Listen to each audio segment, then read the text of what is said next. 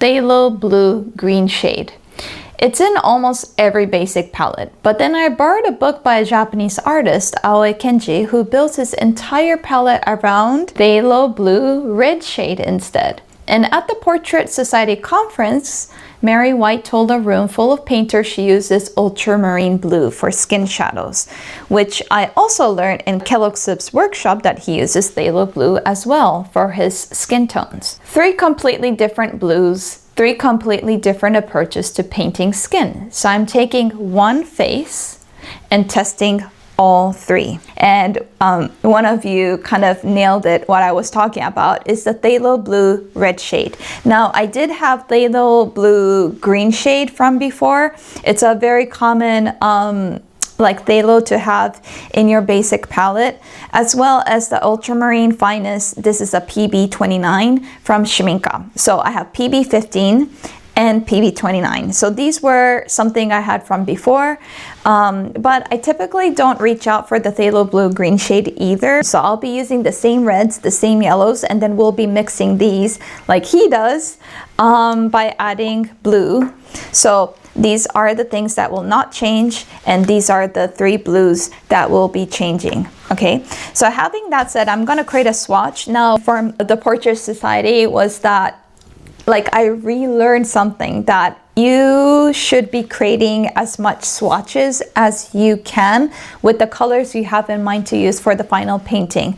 That is because they can create very different colors. So here I have my Meeden ceramic palette. I've created a whole video around this and I just love it. So for every project that requires like a huge painting surface, which means that I'll use a lot of paint, and I don't want to be bombarded with so many different like colors that is in my palette that holds about 50 wells.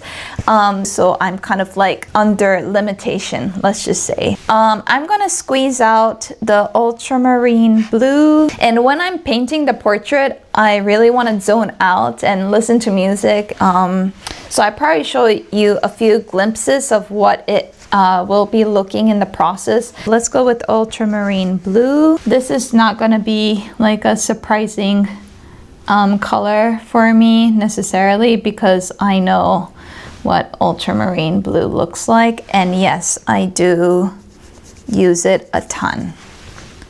Like it's one of my go-tos when it comes to portraits for sure. And then let's just go, it's a very, but I do use the French ultramarine blue from, I think it was from, where was it? From Daniel Smith, because I like super granulating ones, but this ultramarine blue finest from Schminka is the one I reach out when I don't want so much granulation. It's the, as the word finest, it means it's not as granulating. Yeah.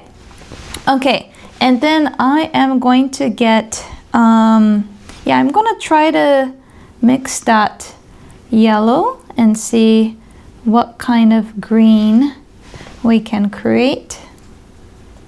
So that's the green that it creates.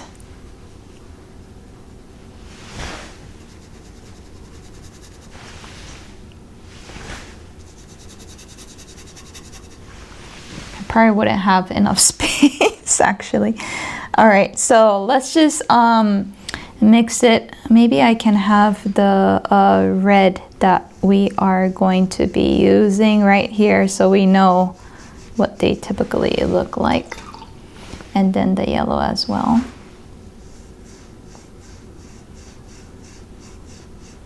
Okay, so the green would change, and then also the purples will change. So let's kind of mix this phthalo, I mean ultramarine blue with the red, see what kind of purple it creates, because ultimately these would be the colors that would very much change. Beautiful. Okay, so now I'm going to wipe this off, and then we are going to create those same mixes with the phthalo green shade.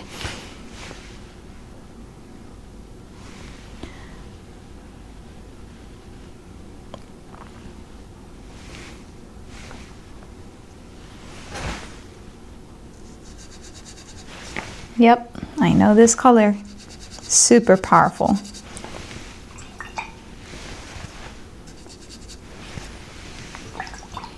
See, it's so powerful that you're just like, I ain't gonna use that for my portraits.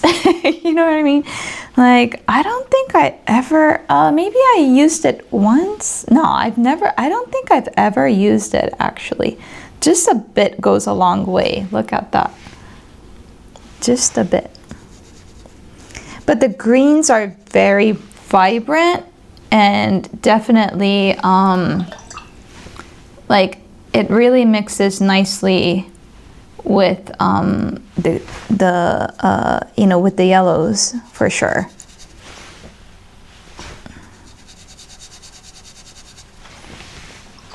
It's like a powerful, punchy green.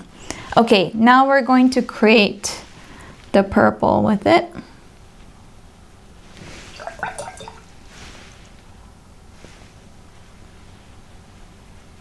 A bit too much to the red. Okay, I think that's good.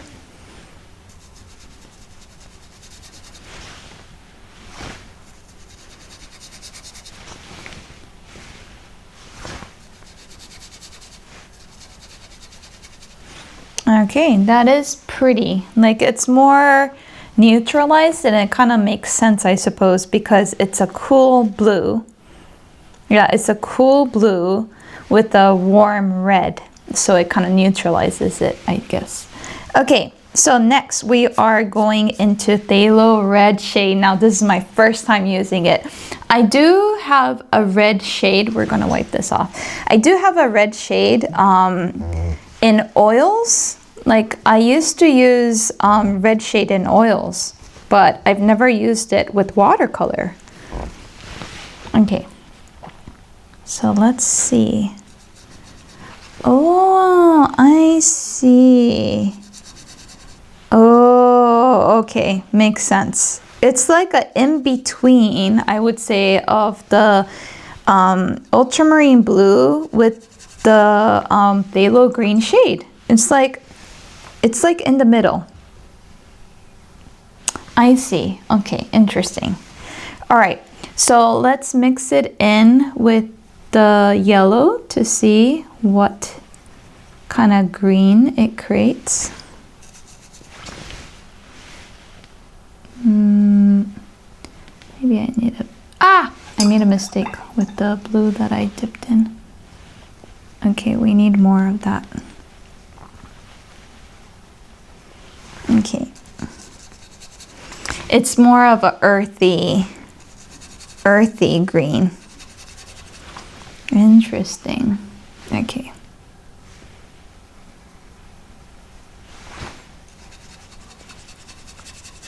It starts to lean in towards those cobalt greens, I would say. Beautiful. I really like it. Okay. And then let's check what the violet or purples basically look like. Mixing it with the red. So this one is leaning in towards that warm blue than the green shade. So that would mean that it'll probably become more like this. Okay, let's add a bit more blue. Maybe a bit more. Okay. It's more like wine, like a deep wine color. Beautiful. Oh, I really like that. There's like a huge difference there, and you can probably already see. I will start working on the portraits, and here I'm gonna leave. So after painting the same portrait 3 times, here's what I found. Ultramarine blue gave the most natural soft violet shadows that they feel very true to the skin.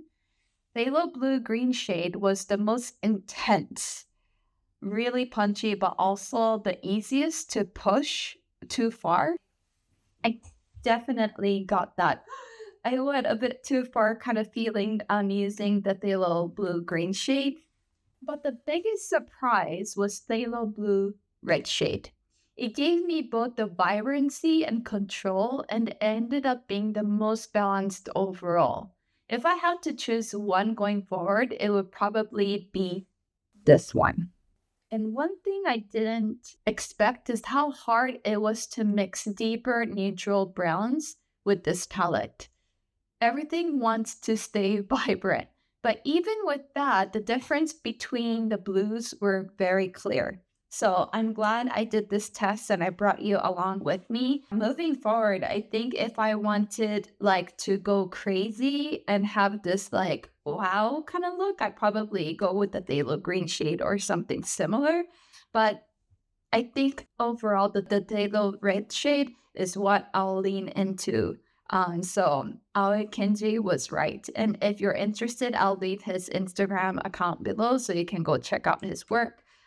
He doesn't specifically do portraits alone, but he gets a range of different colors with just these 3 primaries. And yeah, it's very balanced. And I love it. In my next video, after 6 years of painting, I'll be sharing which Schmincke colors is worth your money. Okay, so until next video, see you. Bye.